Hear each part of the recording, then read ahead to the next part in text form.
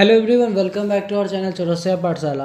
तो आज हम लोग लेक्चर 7 में पढ़ेंगे। मॉड्यूल 2 का ही पार्ट है ये आगे का, introduction to semiconductor subject में।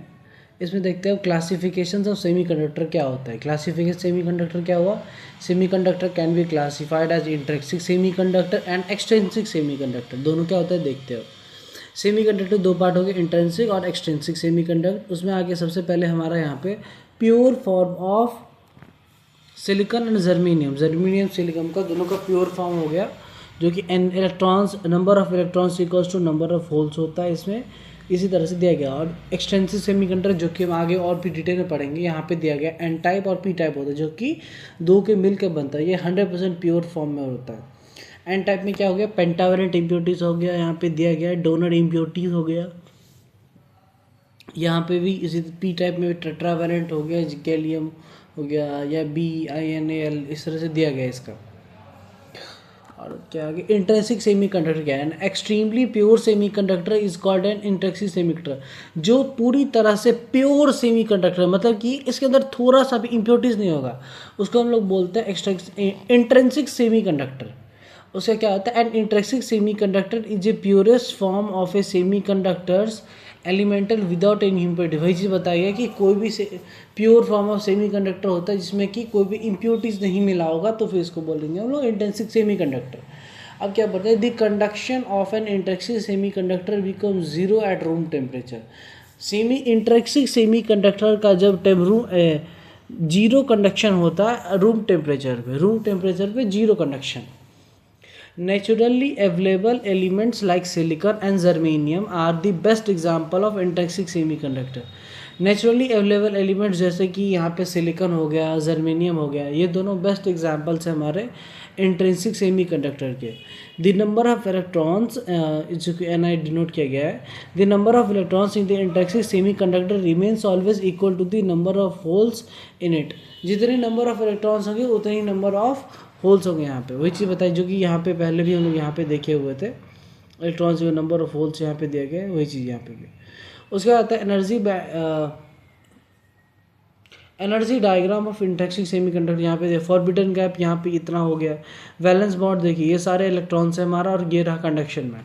अब क्या हो गया? यहाँ पे जो इलेक्ट्रॉन्स थे वो यहाँ पे चले गए, तो यहाँ पे उतने ही होल्स हो गए, और यहाँ पे इसको थर्मल एग्जीक्यूशन बोला जाएगा। ये चीज़ बताया गया। आगे है energy band diagram of intrinsic semiconductor at, यहाँ पे सेमीकंडक्टर दिया गया है टेम्परेचर। अगर यहाँ पे अगर 0 केल्विन रहेगा तो फिर कंडक्शन इसके बीच में नहीं होगा, और अगर यहाँ पे मान लीजिए 0 से थोड़ा भी बढ़ा तो इसके बीच में इस तरह से टेम्परेचर चेंज होगा और कंडक्शन होगा। उसके बाद आता है यहाँ पे conduction mechanism in case of intrinsic semiconductor. यहाँ पे क्या गया? ब्रोकन बॉन्ड दिया गया। यहाँ पे क्या है? In absence of electric field के एब्सेंस में क्या होता है वो देखिए।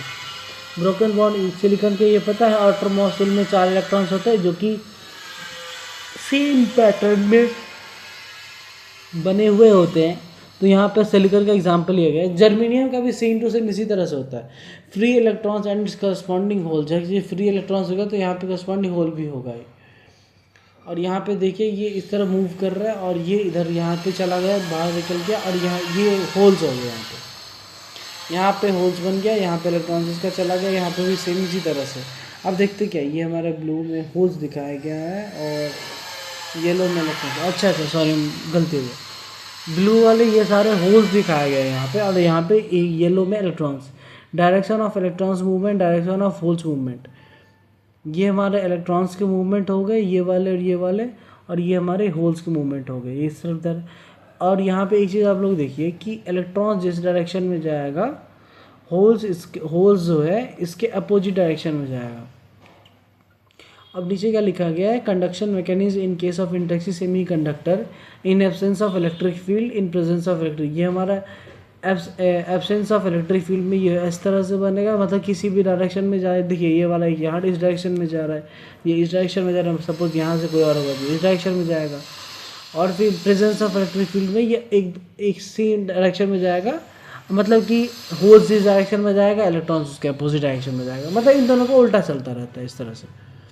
उसके बाद इस पे अभी देखते हैं इसके फॉर्मूला, जो कि मैम कॉपी पे ही बताई हुई थी, वो आगे हम आपको बताएंगे। Mathematical carrier charge carrier distinct in interaction semiconductor, इस तरह से Ni क्या दिया गया है NCE EF minus EC by KT where NC equals to 2 into 2 pi ME KT by H square. ये फॉर्मूला हम लोग को याद करना होगा 3/2। PI का भी उसी तरह से NVE EV minus AF by KT where NV equals to क्या हो गया यहाँ पे भी 2 into 2 pi MH KT 3/2 H square. चलिए अब कॉपी पे इसका इक्वेशन सॉल्व करते हैं। तो हम लोग जो ये वाला फॉर्मूला पढ़े हुए थे, ये वाला Ni इक्वल्स टू NEE वाला, उसी का यहाँ पे बताया गया। देखिए जैसे कि Ni स्क्वायर इक्वल्स टू होता है NP, Ni स्क्वायर हो गया हमारा यहाँ पे Ni इंटू NP। तो यहाँ पे Ni स्क्वायर को क्या लिखते हैं NCE, जो हमारा फॉर्मूला था पहले ये वाला, ये फॉर्मूला लिख दिए दोनों उसका क्या कि दोनों एक जगह कर लिए, सेम कंबाइन कर दिए, मतलब कि यहाँ पे इक्वेशन सॉल्व किया उसका थोड़ा सा 2 इंटू 2 पाई ME KT जो कि वेराइज करके यहाँ पे बताएगा 3/2 हो गया। यहाँ पे भी इसका यहाँ पे लिख दिए। उसके बाद दोनों का क्या Ni स्क्वायर है यहाँ पे, देखिए इसको इधर लाए तो रूट में कन्वर्ट हो गया।